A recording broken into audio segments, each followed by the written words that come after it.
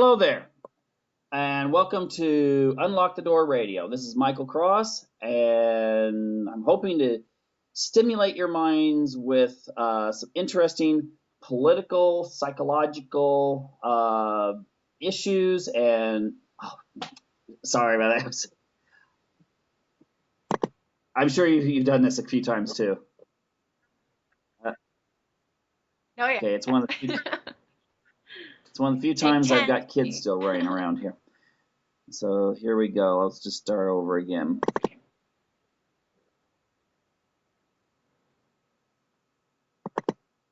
Hello there, and welcome to Unlock the Door Radio. This is your host, Michael Cross, and tonight I would like to welcome our guest, Ann-Marie Murrell. And Ann-Marie is one of the writers and host for the site Politichicks.com. And basically, I just like to turn the show over to her, and we're going to talk about a whole bunch of interesting issues dealing with current events, possible World War III, the state of the economy, and just about anything else that comes to mind. So anyway, I'm turning it over to you, Ann-Marie. Hello. Hi, I'm so happy to be here in Sweden. Well, you're sort of in Sweden. I'm in Sweden. I'm in sunny California while you're in dark Sweden. It's noon here. Hey, well, that's one of the few advantages to what we could call globalization when it comes to the alternative media and how the internet is helping to give a voice to people outside of what we call the fourth estate, the mainstream corporate media. I mean, right. Here I am I'm American. I live in Sweden. The radio show we go through is based in New York. So, I mean, I'm an author of the Freedom from Conscience series, which the publisher's out of Texas. I mean, it's really kind of a neat thing, although it does come with some disadvantages, which we can get into. But how did you get started in alternative radio, by the way? Wow. Well, of course, it started right around 2008 for me. I found my voice because I saw a government that was trying to take our voice away from us. And I think a lot of us didn't even realize that we weren't being heard. We were the silent majority for decades and had no idea how much of a disadvantage we had until we saw this socialization of America. We've seen what can happen, how quickly tyranny can take over liberty. So I had to get involved. It was, I don't like to say it this way, but it was almost like I was going to vomit. It was like I had to vomit all of this stuff out and get it out. It couldn't stay inside me anymore, like a volcano. And it resulted, I started writing and blogging, and then that kind of morphed into my Politichicks site and doing TV and radio and everything else. So it's I mean, transition. Have you what would you credit? I'm just going to jump right into it. Would you credit the entire breaking news when it comes to all the stuff going on in Syria with alternative radio right now? Oh, probably, yeah. I have inside sources in Israel and Egypt that let me know the truth, that kind of send me messages and just say, this is what's really happening. So the fact that we have access to that kind of information that we could only get once upon a time through people like Walter Cronkite and Dan Rather and the New York Times, we were getting this much of the story while there was a huge amount of story that we were never seen or shown, and now we have access to that. So absolutely, it's been enlightening in the last decade. You know, it's interesting that you brought up Dan Rather and Walter Cronkite. If you think about it, I mean, this is really sad. It's really sad for people that are just now, they've just grown up, like, the millennial generation, who don't even know who these guys are. Now, they may have been actually quite liberal, but you always knew that there was a certain ethic that they had behind them. And now it just looks like we just have teleprompter reading. I mean, the corporate media is just teleprompter reading. They can be replaced. You know, the Japanese are working on robots right now, synthetic people to care for their elderly. And I think that when they get that done, the next thing they should do is just sell their robots to the corporate media, because they'd be excellent anchors. Yeah. Who you wouldn't even have to have a teleprompter. You just program what to say and have a smiley face. That's right. We're living in a Jetsons generation. It's like a bad sci-fi movie.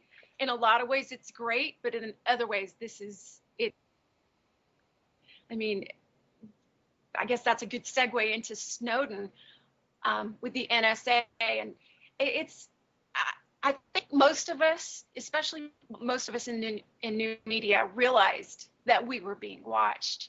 We didn't know to the extent. We didn't know how deep it was, but Edward Snowden showed us clearly what I think a lot of us were afraid of. And then we've seen it with the IRS. They're not watching the terrorists. They're not watching terror cells in America and abroad. They're watching conservatives. They're watching Tea Party people, or anyone that threatens this ushering in of progressivism and tyranny. I heard, I can't confirm it, but I heard that there was also a lot of liberal organizations that were being monitored too. And that actually, to me, makes it a little bit more scary, in the sense that it seems like anyone who questions whatever the government's doing right now, where they be, I don't know, on the left, you're like your Noam Chomsky type people, or on the right.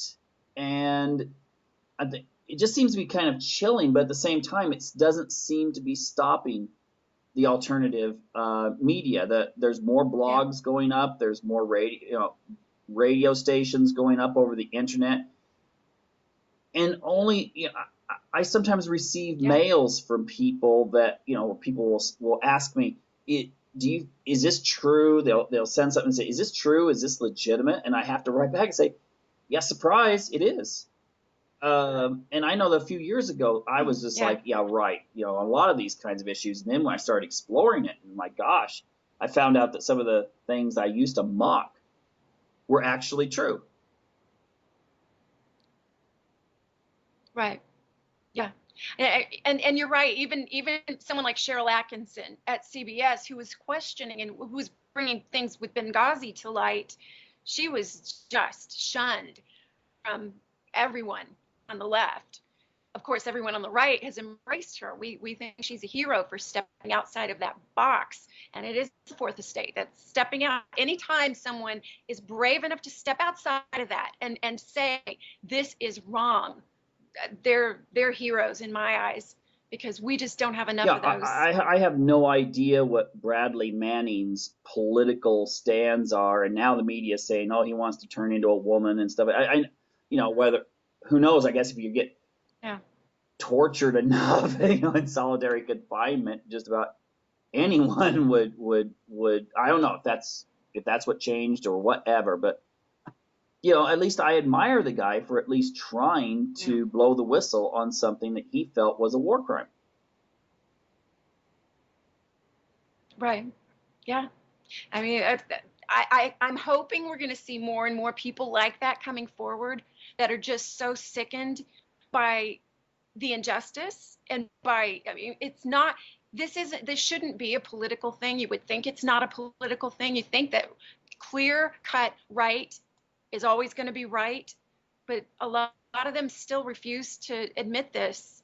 It's happening with Syria. All these supposed people who were peaceniks, who hated war during the Bush years, all of a sudden they're silent. They're okay with this. They're okay with going to war or bombing a country without any real solid proof. They're okay all of a sudden with this. That's the kind of stuff that's the most dangerous for me. That I fear the most on the left, are those kind of people who actually have no morals. Well, and no I think one of the things, whatsoever. and I've talked about this a lot on my show, is that I'm not necessarily, I think many of them may actually be falling into somewhat of a I don't know if you'd call it a Stockholm syndrome, play on the Swedish words.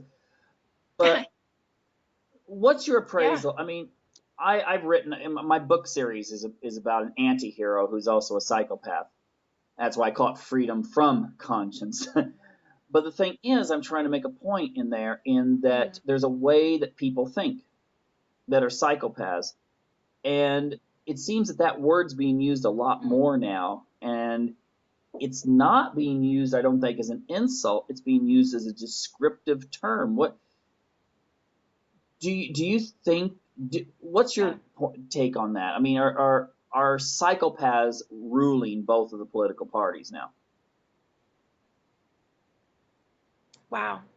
That is such a strong word, but I think it is pretty accurate, because they're doing this without any kind of moral conscience. They're doing this. They're ready to just take sides with someone that John McCain, who I will talk a lot about too, is telling them these are the good guys. Well, there are no good guys. There are no bad guys. There are ulterior motives to what they're doing. I don't believe for one instance that they're doing this to protect men, women, and children or innocent people. I don't believe that, because what about Somalia? We can talk about injustices happening all over the world right now that have been completely ignored. What about the Coptic Christians in Egypt, which have been completely ignored? Yeah, I would say psychopath is a pretty accurate description of a lot of these people, that they are hell-bent on hurting groups of people for some reason that we may not know yet, and they're letting innocents go. Yeah, that's such a strong word. Yeah, to me, it's difficult to say that. To me, it's, I'm an instructor of psychology, so essentially, to me, it's like a diagnosis. Yeah. And when you actually start seeing, you read the criteria for a psychopath, and then you look at what seems to work in our media-driven political media. Well, how do you say it? Our political culture today, and then you actually see the way that they can get up. I mean, when you got Vladimir Putin saying, "Look, why doesn't someone see through the lies that John Kerry is telling? Why can't someone see through the lies that Barack Obama is telling?" I mean, he sees it, and maybe he's a psychopath. I don't know, but he sees it, and yet you see, there's a lot of people that I think they're afraid, they still have this projection that Obama is who he says he is, that he is this guy that believes in peace and love. I was talking to a Swedish guy recently. It was so hilarious. We had a British businessman, a Swede. It sounds like a joke, I know, going into a bar. Yeah, but we were on a train. And the issue came up of how I asked how the British people were feeling about this whole Syrian strike. And he was explaining how, they just don't want another Iraq. They're tired of these wars that don't accomplish anything and getting involved. The Swedish guy was really interesting because the press is way more controlled in Sweden than it is even in the United States. Way more controlled. And the Swedish guy is going, why is it that the Russians and Chinese are always standing in the way of helping people and doing humanitarian missions? And the British guy kind of looks with this look on his face like, what? and I'm in the same boat. I mean, like, but then I had to realize that's the way the media presents this in Sweden. But there's not very much of an alternative media here. How are you getting through? How are you able to do this? Well, it's not so much that there's a secret police in Sweden. The thing is that I think to a certain degree, there's a large amount of conformity that's pushed in Sweden. And if you're not ethnically Swedish, or I have some ethnic, but you know what I mean, you're not ethnically from the country, you've moved in. There's sort of an expectation that you're probably a little different. And so I think sometimes when you Mhm. talk to people, they it could be sort of that sense that, well, this is odd, but then again, they're from another country, so I don't, it's understandable that they don't fit in like that. So it's okay. Yeah. I mean, again, they don't have a Sweden, to be fair, has resisted a lot of the EU's push for monitoring of and storing of data from phones and internet. But then again, the NSA, from what I understand, is it true? Tell me, I just want you to unload. I mean, NSA, Mm. what are, I'm sure they monitor, they're Yeah. able to monitor everyone in the world. They have that capability. What would you tell people out there who are like, well, are you sure this is a bad thing that they can do this? You know, I've been torn in a couple of instances because one of my friends, someone that I've interviewed and I know her pretty well, is Congresswoman Michelle Bachmann, and she voted for the NSA to continue as is. And I was so confused about that because she's been extremely vocal and she's been ridiculed for her stance on Islam about weeding out Muslim Brotherhood from the White House and things like that. So I know who she gets her information from. I know that I have an endless respect for her in regards to foreign policy and knowing what she's talking about. My concern about the NSA is that is that she's probably, and I'm not, I don't want to put words into her mouth, but I'm thinking that some of the people who support the NSA are thinking they'd rather have a big broad net thrown over everyone because they're not allowing us to throw any kind of nets over the people that probably are the terrorists. Does that make sense? I mean, it's horrible, but they're not allowed to see to search out actual terrorist cells in America. We're not allowed to call Islamic terrorists terrorists. We're not allowed to say that they're doing this in the name of Allahu Akbar. They're not doing this for jihad. We're not allowed to say that anymore. So on the one hand, I almost can see why they would think that's okay. However, we are under a tyrannical government with a Barack Obama. This administration is not someone that we should trust in any way whatsoever, and so it's difficult. I Well, I'm not sure. why do you think? That's a I know you twisted answer, wanted to talk isn't it? about McCain a little bit there, and you're free to unload on him. Why do you think McCain has been his little lapdog? Lord, I mean, I, hello? Okay, I lost you there for a second. yeah. Why do you think Are you basically there? John McCain and Lindsey Graham have been Obama? That was a Freudian slip, has been Obama's lapdogs in everything that has to do with foreign policy, in everything that has to do with monitoring people. Those two have been at the forefront, just Yeah. being his little minions, basically. Yeah, they have.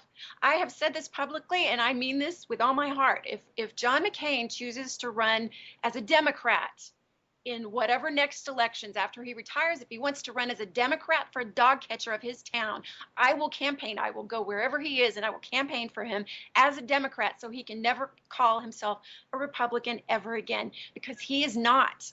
I think he's one of the most dangerous men in America right now. And I say that, I don't say that lightly. He's someone who is pleading for Syrian rebels. He doesn't know who those rebels are. He's taking them for their word. He's listening to them propagate to him whatever they want him to believe, and he believes it, and then he brings it back to America and tries to convince people who they are. Well, we don't know who the Syrian rebels are. We don't know there's no clear cut good or bad guy in Syria, but John McCain is positive he has all the answers. And then he's doing the same thing with immigration, with basically with anything that's progressive. John McCain is for, and same with Lindsey Graham. There's something talk about Stockholm syndrome. Maybe that's what it is. I think that they've been hypnotized by somebody, perhaps, or I don't know. And anytime I criticize John McCain, I get criticized because he was a war hero. I am not denigrating his status as a war hero. I'm appreciative of that. But something happened between there and who he is now.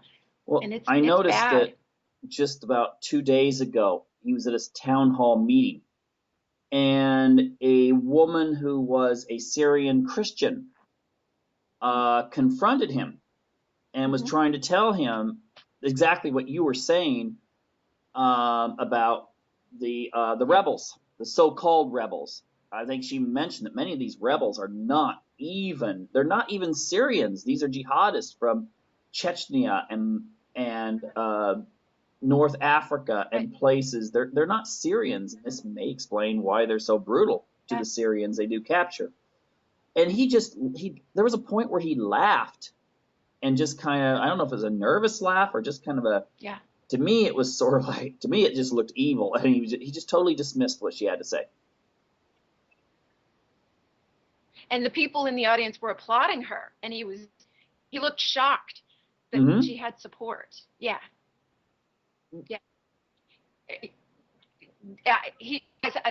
I said he looked shocked. The people in the audience were applauding, and he looked shocked that she had support for what she was saying to him.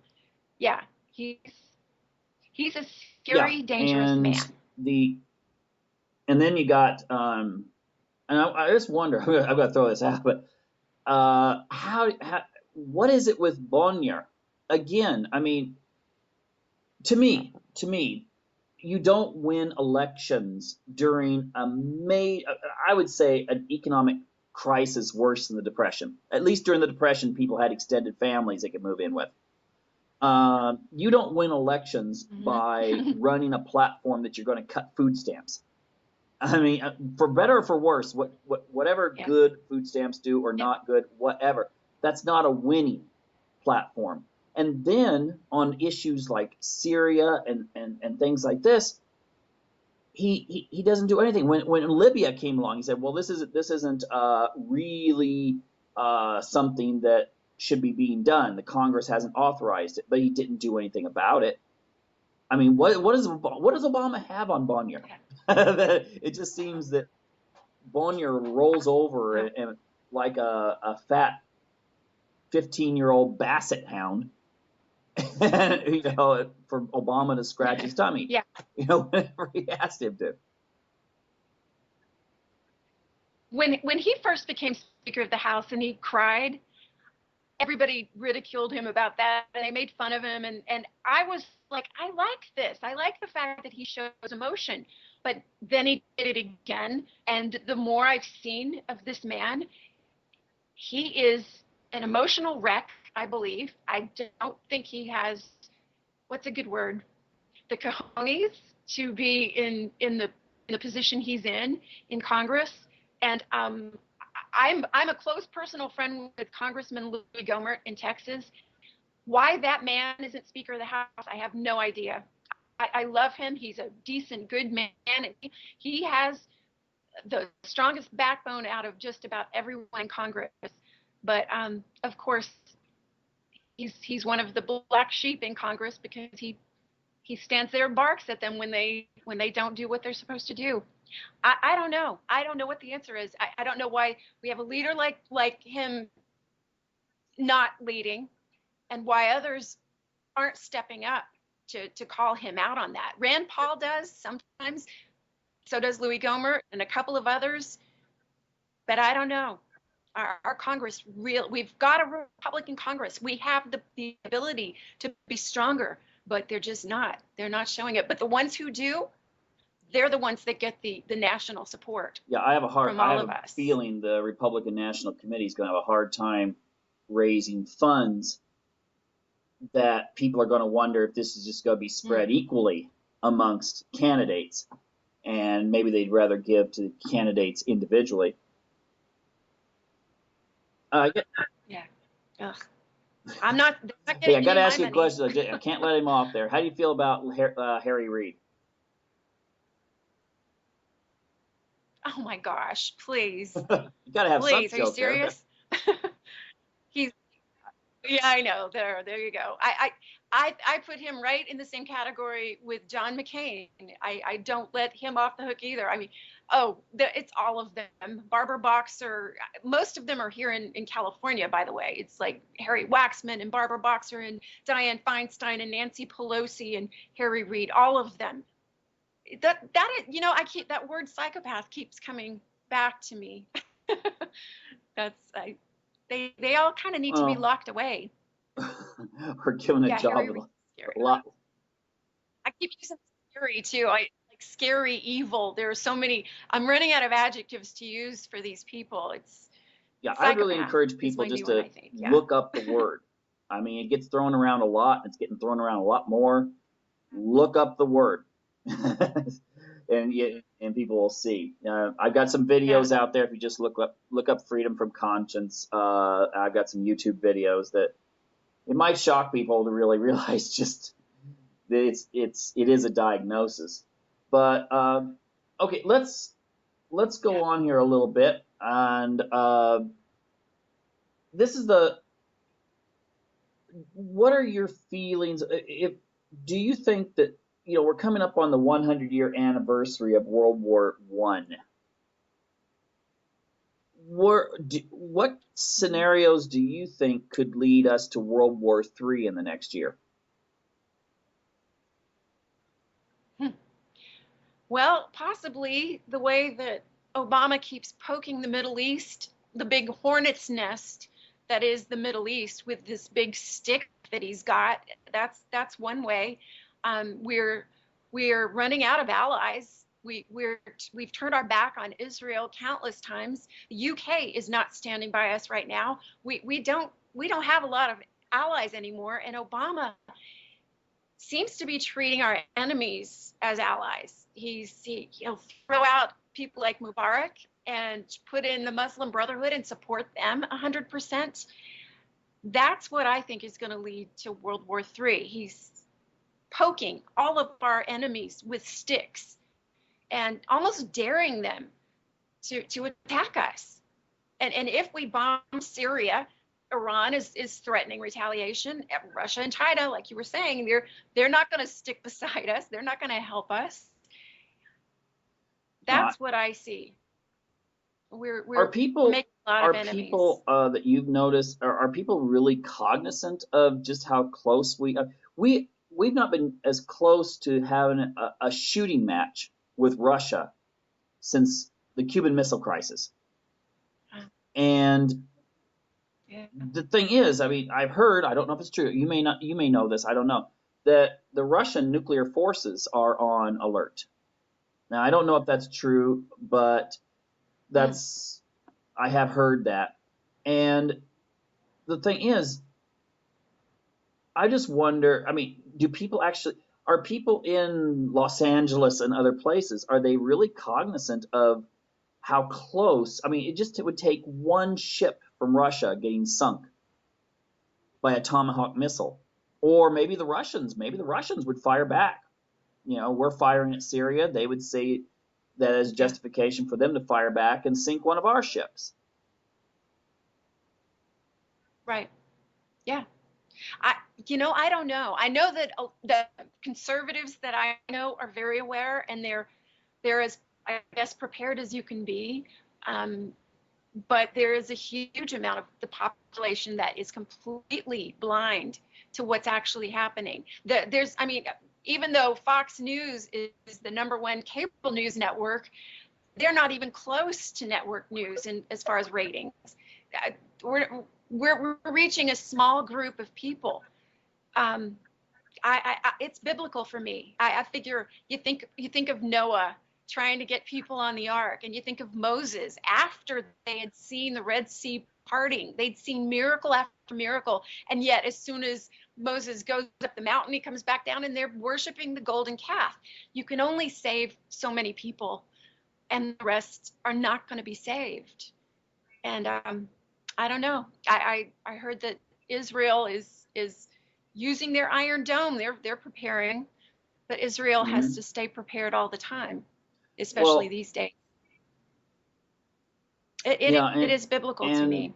I mean, if it was just limited to Russia and the United States, China and Russia have an alliance, and China, I don't think they could get ships into the region. I mean, they're somewhat still, their navy is still pretty inferior, and so they're most of their military's, within China to defend China. But I mean, the only thing China would have to do if they wanted to make a sacrifice economically in the short term is dump all the dollars they have on the world currency markets. Yeah, And then, yeah, absolutely. Yeah. And we're not even talking things like EMP strikes, electromagnetic strikes. All they have to do is shoot a nuclear weapon straight up in the air, and it could wipe out a huge faction of our electrical grid in America. And that's not a conspiracy theory either. Frank Gaffney's working on trying to spread the news about how serious that could be. I mean, there are lots of ways they can hit us. There are lots of ways they can cripple us if they wanted to. And it almost seems like Obama is daring them to do this. And all of his minions, John Kerry and John Brennan and all these scary people, Samantha Power, who despises America and despises Israel and has made no bones about it. Do you theorize that the reason why they're doing this is they would rather have a huge conflict than have to deal with all the scandals and the poor economy here in the United States and stuff? And if everyone's focused on, things blowing up in the Middle East, they'll ignore all those other things. Well, they've done it before and it worked effectively. The whole George Zimmerman, Trayvon Martin circus, which was ridiculous. I was so mad. I have 52 writers, and they kept sending me articles to be published about the Zimmerman trial. And I'm like, we've got to get back to Benghazi. We have to focus on the IRS, the NSA. All these things were happening at the same time. And they were bringing up race relations and race rioting and all this. I wouldn't be surprised. I wouldn't put it past them at all to want to do something like this to distract us. Now, the irony was, that's what they do too. But this kind of distraction could kill America. So maybe that's their ultimate goal. That's what psychopaths do, right? What's good for the short term, but usually don't care about what the long-term consequences are. That's one of the traits. What's the difference between psychopath and sociopath? What I usually point out, and maybe you want to do a show on this sometime. The difference between a sociopath and a psychopath is this: if you leave your teenage daughter, you have to leave your teenage daughter in the care of one of two men. One's a psychopath. You have to make some long trip somewhere. One's a psychopath. The other's a sociopath. The psychopath will seduce your daughter while you're gone. The sociopath will rape your daughter while you're gone. So that's the difference. The psychopath is often, if you think about a lioness hunting in the savannah, takes a step, the gazelle's just kind of, suddenly pops its head up, then the lioness will just stop right there and not make another move until the gazelle turns their head a little bit, and then they'll take another step and then another. The sociopath would be kind of like if the lion were just suddenly just a spot and then just start chasing right off, and just do what they could to get. So they're less cunning. So most sociopaths, I think, that are, most of the people you find in prison are more sociopathic versus psychopathic. Psychopaths you're going to find in the places like emergency room doctors, the entertainment industry, politics, and corporate boardrooms. The sociopath, you can still get sociopaths rise up, but it's going to be more likely that they will be. I hate to say this, but there was an interview with Paul Craig Roberts where he said that many sociopaths were being attracted to law enforcement right now. It's not exactly Yikes. something you have to be cunning and manipulative and stuff. You're given a gun, you're given a big stick and a taser and mace and stuff. I would say the psychopath is more likely to be the police chief or the mayor or the on city council or in Congress. And then sociopaths are serial killers They or can be sociopaths, both, but or are serial they killer, it's very psychopaths? cunning that might stalk someone for 3 days before finally pouncing on them. Yeah, that's psychopathic behavior. No, That's like Dexter. no, actually, I've actually had a lesson Do you in get one of my Dexter in courses, and it was Dexter. And I don't want to, really offend anyone out there, but was Dexter is he an Asperger with some issues, or is he psychopath?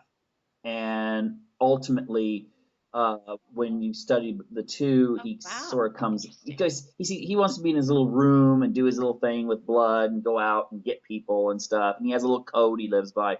Whereas a psychopath would have been, sleeping with the boss, winding up having the best room there, winding up eventually being the police chief, and then, running for mayor of the city. Wow. That's fascinating. Where or can I find that anything. article? The only thing you have to do, That's there's a fascinating really to add. good documentary called, it's on YouTube. It sometimes gets taken down, but for copyright, but I think it's up there again. Just watch the documentary I Am Fishhead. You'll like that one.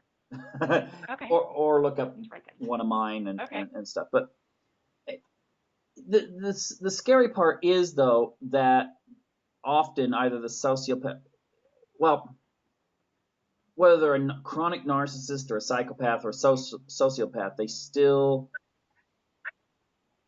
Well, now that I've heard Obama identified as being a Yeah, the chronic. and I'd be more worried about that ultimately, because a chronic narcissist, their whole life is based on their persona, and they are far less cunning, and they have the same mentality when they're offended as a 2-year-old that doesn't get their way. Petulant. That's a good. Yeah. So Obama, when for sure. when he glared at Putin and wouldn't, Putin had tried to approach him during the summit in St. Petersburg, and he just avoided him at all costs. Yeah. You're talking about the leader, two leaders that could send us into a Mad Max scenario for the world, and just avoiding him, just like, you hurt my feelings, I'm not going to talk to you, type of thing. Well, it's kind of scary, actually. I mean, maybe we would rather have a psychopath in there than someone who is a chronic narcissist. Now, I'm not diagnosing any of them, but I'm just saying, well, these characteristics seem to they display some of those characteristics. Right. Yeah. Now, the thing is, though, that when it let's get back to the whole, what you see as the future of trying to get people awakened to see alternative media as a source. Why if someone comes to you and says, why shouldn't I trust NBC, ABC, CBS, and CNN, what would you tell them?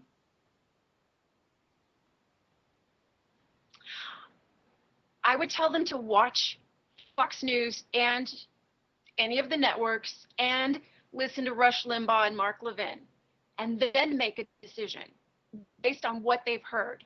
Because I'm going to be honest, I didn't watch Fox News until around 2007.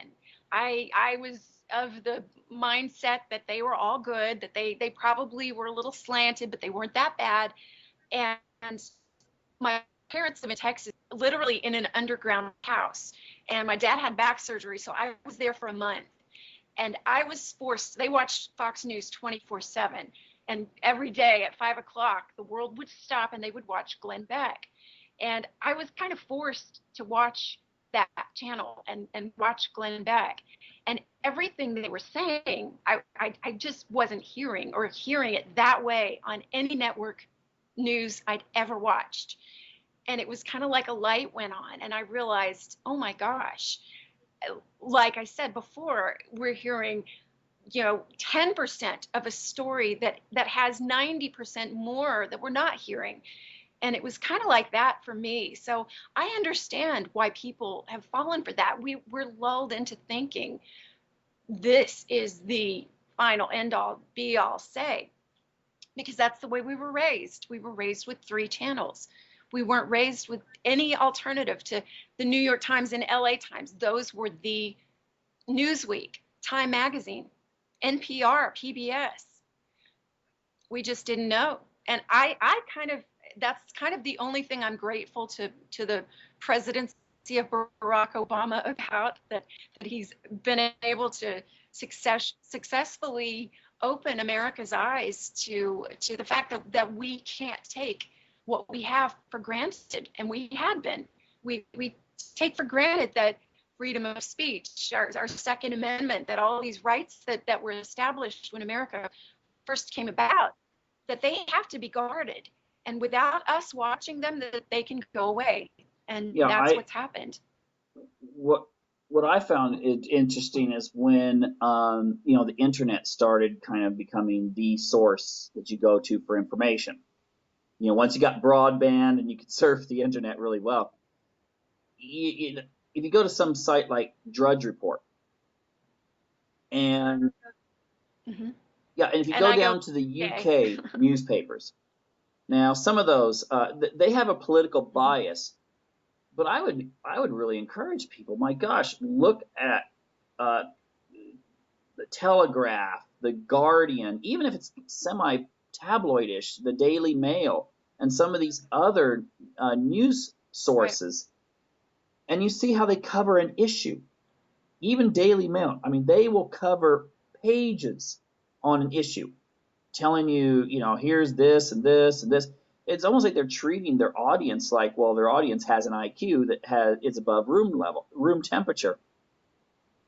And then, you're used to this kind of news. You watch BBC or some of these other English sites, and then visit the United States and switch on the network news, the ABC, CBS, CNN. It's almost embarrassing. I mean, you feel like, oh my gosh, this is where it's at there. I mean, it's like Entertainment Tonight with a little bit of news sprinkled in. And the denigration of Christians and right-wing extremists and all of us crazy people over here and conservatives that are just racist and hateful and ugly. That's what they say about us. And it's no wonder people think Republicans are repugnant. And on top of that, I mean, you brought up the Zimmerman trial. I mean, you had a situation where a Hispanic man with actually some African heritage, I think it was his grandmother or something. Yeah. And a Democrat who had voted for Obama. And a Democrat. But they know that in the beginning. That's why the press pounced on him, that he was a white guy. Yeah, white racist. And then they'd show pictures of Trayvon Martin when he was like 12. I mean, it would be like showing any. I mean, they don't do that for other cases. I'm sure you would not. I mean, that was emotional. Nope. You don't. The mainstream media in America is not showing pictures of Assad and his wife and 3 children at a birthday party, because they want to demonize him. And they want to make, I can't remember who it was, but was it a journalist recently that came out and said that they should target his family? Or it was someone in Iran, the one that said that, that there was an American, I think it was an American journalist who said they should target Assad's family. Okay, but I don't know. Yeah. This whole demonization, whenever you want to present someone as bad, I mean, it was just like with the Kuwait, incubator, babies in the incubator thing. Congressman Hyde had said that they were bayoneting babies, and this was like propaganda that had been used against the Germans in World War I. That later they came out and said, "Nah, we were lying about that." They weren't bayoneting Belgian women, and nor were the Right. Iraqi soldiers bayoneting pregnant women in Kuwait City. But that's what they used to mobilize people. At least some of the media. I Right. mean, because I think it's because of alternative media that people see these pictures of, priests being beheaded in Syria by the people we're funding, soldiers just Yeah. ridiculed on their knees and then their heads blown off or their heads chopped off. I hate to say it, you go to YouTube, type in beheading and Syria. You won't see the Syrian army doing it. There will be video after video after video showing the rebels Right. beheading people. And the same in Egypt, that there's just monstrous things happening there, and the Coptic Christians being targeted every moment, and nobody's doing anything about that. That's perfectly okay. You've got I just interviewed a guy. We were doing a big rally at the Federal Building in Los Angeles. It was called Rage Against the Media. And I was one of the speakers, and right down the street from us on the corner of Wilshire Boulevard, there was a group forming that was basically the Muslim Brotherhood. It was a group that they call themselves the Pro-Democracy Anti-Coup. It's coup, C-O-U-P. Yeah, You don't say the P, right? There was that was a blonde moment. Okay. Well, they were right there. So, of course, we weren't getting any media. And then all of a sudden, all the networks were showing up there on the corner for this pro-democracy anti-coup group. So I went over there with my microphone and I interviewed the guy who said he was the head of these people. His name is Dr. Osama Haikal. He is a prominent doctor in Nevada, and he was there as their spokesman. And while he was talking to me, he said, "Oh, we're bipartisan. We are against all killing." Well, every single poster was pro-Morsi. And as he was talking to me, a guy walked up right behind us with a big pro-Morsi sign, pro-Muslim Brotherhood sign. And I mean, this man was talking to me straight to my face and lying to me. And he was saying, "Oh, you don't want your American taxpayer money, $1.3 billion to go to these monsters. You need to stop just temporarily. We want you to stop funding these." What he means is he wants us to temporarily stop funding anyone from getting the Muslim Brotherhood out of Egypt. But yeah, it was fascinating talking to this man. And I did ask him, I said, when he was talking about we're against all killing, and I did say, does that include Coptic Christians? And of course he said, "Oh, of course, of course." These are strange times we're living in. And the fact that these kind of people can come to America and say these things, and they're trying desperately to show the world that the Muslim Brotherhood is a kinder, gentler group of people is fascinating to me. I don't know what your sources have said in Egypt. I interviewed someone a couple of weeks ago. She's a Coptic Christian from Egypt, and she was very angry at both the Swedish and the American media for ignoring what was going on with the Coptics. And then if something said about some religious buildings were torched, and then they'll name the name of a mosque, they'll say 30 buildings were torched, including such and such mosque. It implies that 30 mosques were burned, and they're not saying that it was 29 Christian churches and one mosque that were burned by the Muslim Brotherhood. But the image goes across that way. Yeah. Of course. And that is absolutely on purpose. They do that absolutely on purpose. No. Do you know Leila Gilbert? Have you? She wrote a book called Saturday People, Sunday People. She's actually from Southern California, and she moved to Jerusalem about 7 years ago. And she wrote this brilliant book, and the book is based on graffiti that's written all over Israel. And the translation is, first we come after the Saturday people, then we come after the Sunday people. It's the Jews and the Christians. She's told me all this stuff about what's actually happening in Egypt with the Coptics. And Noni Darwish, who's an Egyptian. She was a former former Muslim in Egypt, and her family was very prominent there. She's written many books, and she told me that Egypt will never, never get better. This, as long as they have an Islamic base, and even while Mubarak was there, or even when Morsi took over, they still voted unanimously for Sharia. So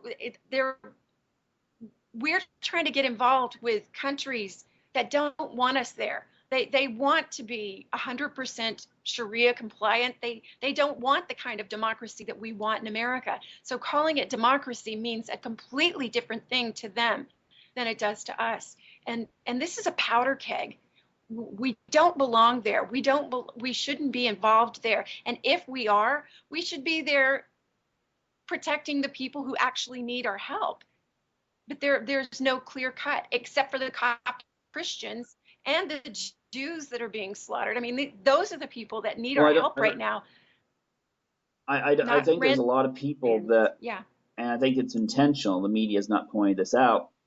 There is a BBC documentary. Of course, BBC did a documentary. You can find it on YouTube. I think it's called History of Syria, and it's 2013. So if you just look that up, you'll see it. But it does a really good job in showing why the Christian and other minority religious groups in Syria support Assad. Because Assad is a secularist. I mean, take a look. His wife, she's a Sunni, I will know, but he's a Shia. But his wife, you'll see official pictures where she's, got sleeveless shirts and a dress that's cut just above the knee and stuff like that. They're a very secular couple. And he has, he's from that tradition, that Nasser from Egypt, and Ba'ath Party tradition, that if you're Arab, that's okay, but it doesn't matter if you're Shia, Sunni, Christian, or whatever. Everyone better get along, or else, of course, or else he's a strong man. I mean, you don't want to mess with the Syrian police. Right. But it has kept the Christian community intact in Syria.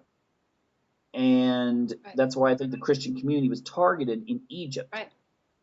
Because the Muslim Brotherhood wants them out. Mm. And right. That was the same with the Coptics in Egypt during Mubarak. That was the only reason they were, because these guys, at least they're dictators. They're not anything like what we would want in our country, but they at least were trying to keep things calm and peaceful among all the different sects. But it's here's a question I have that just came to my mind. I'm pretty sure that Assad has poison gas. I mean, he probably bought it from the United States at some point. Sure. Yeah. Or it came out of Iraq. When the United States supported Saddam Hussein when he was gassing Iranians. And they did not want to deal with when he was gassing Kurds.